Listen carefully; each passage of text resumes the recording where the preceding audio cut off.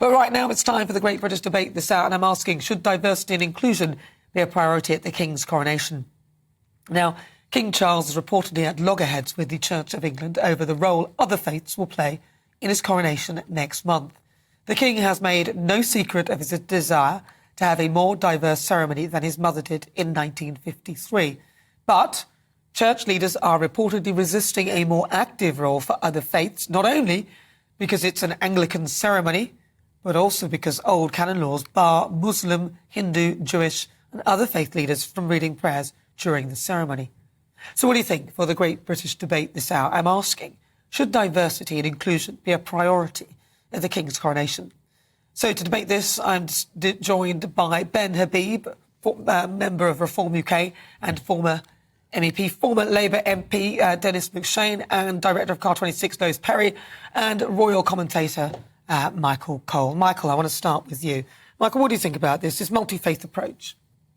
The important thing to say from the start, Nana, is none of the religious leaders in this country is actually asking for an active role in the coronation.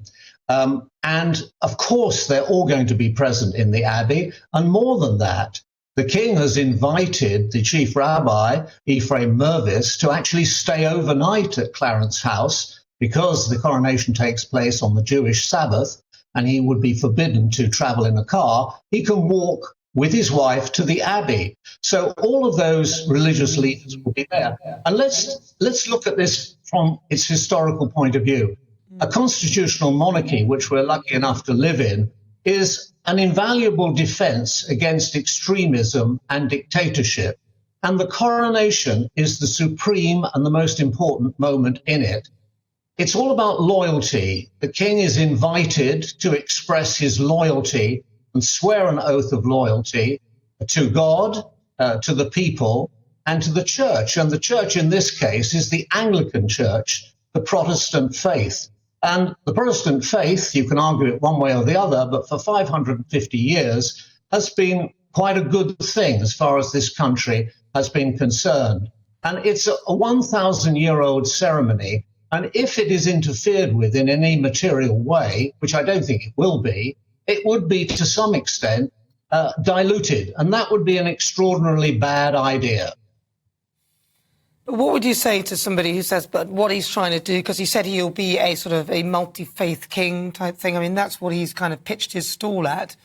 Yeah, well, there's a possibility of having another ceremony with religious leaders and going through a very good process which would satisfy them. But, you know, the people who've come to this country have come here presumably for one reason, and that's because they think there's something quite good about it. One of the good things about it is the coronation, which is the embodiment of what we believe in this country. It's a frightfully important moment. It's not just marching bands and tea parties and a concert at Windsor Castle. It is central to what this country is. And that supreme moment should not be in any way materially affected for what? I don't think even these religious leaders are asking for that. So to some extent, this is a confected story. Well, let me bring in Lewis Perry. Lewis, what's your thoughts on this? Yeah, I think, you know, King Charles has been in trouble before for saying, I want to be defender of the faiths. And he actually used one of his actual first speech to say, I am going to defend the Christian faith. I'm going to be defender of the faith when he became king. You know, if this is overturned and if the ceremony is in any way ruined, you know, one of my favourite historical figures, Anne Boleyn, would have lost her head for nothing, because there wouldn't be a Church of England without her.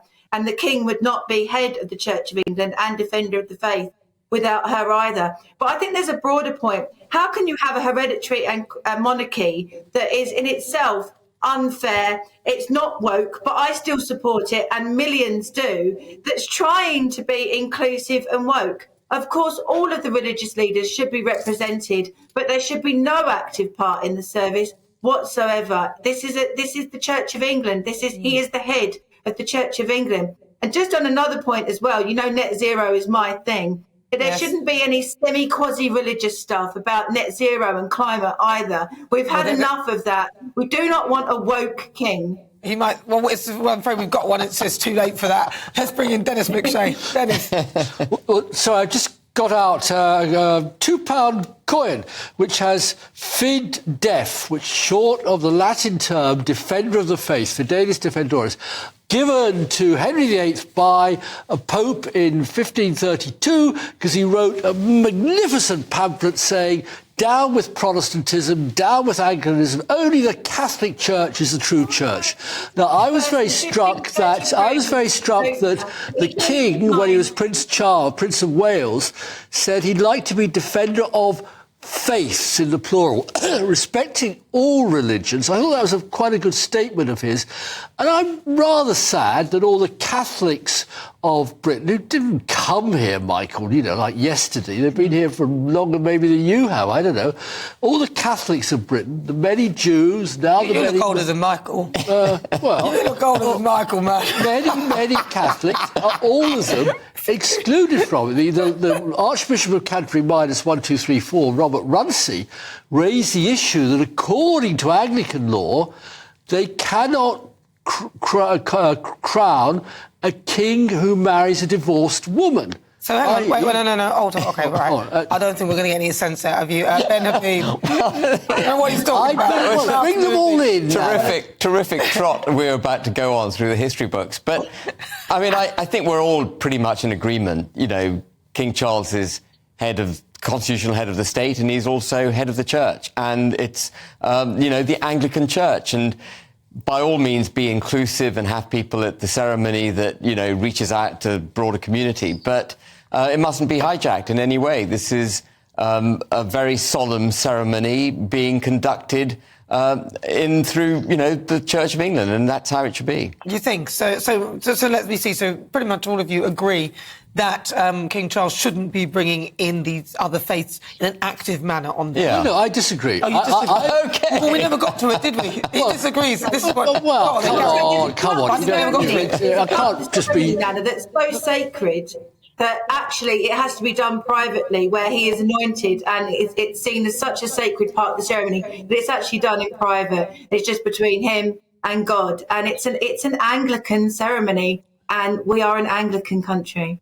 Well said, Lewis. I don't really, if they want to take him away and drop a bit of oil on his head, we're the last monarchy in Britain, the only one in the world that has this coronation. We haven't had one for, 70 years. We'll do it very well. We love pageants, we love colour and trooping and soldiers and all the rest of it.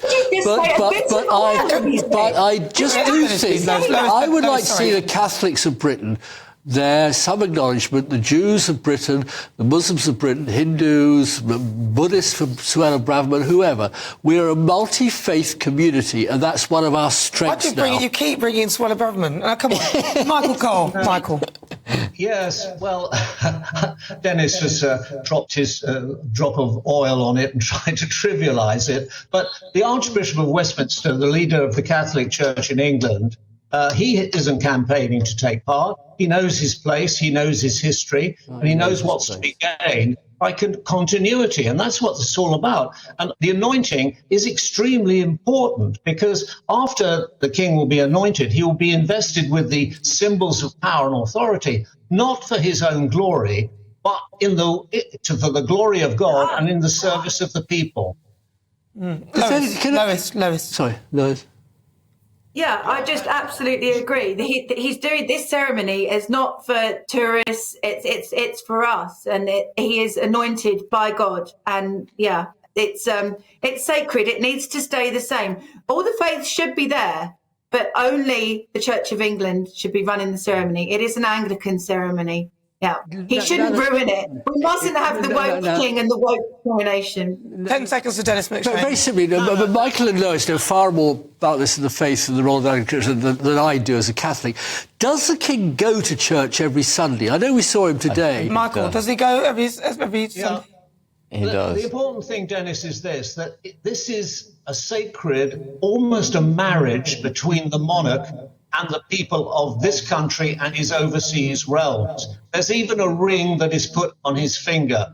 The vows are recited aloud so that everybody can hear them, and then he's acclaimed. And that would never happen in the Romanovs or the Hohenzollerns or the Habsburgs of Austria. It's not democratic, but it has elements of democracy in it. He has to be acclaimed, and we welcome him as our king. And when we say, long live the king, we should mean it. Thank you very much. Thank you so much, Michael Cole. Lovely to talk to you. Michael Cole, he's, of course, a royal commentator. Lois Perry from Car 26, Dennis McShane, former Labour MP, and also Ben Habib, former MEP, and, of course, member of Reform.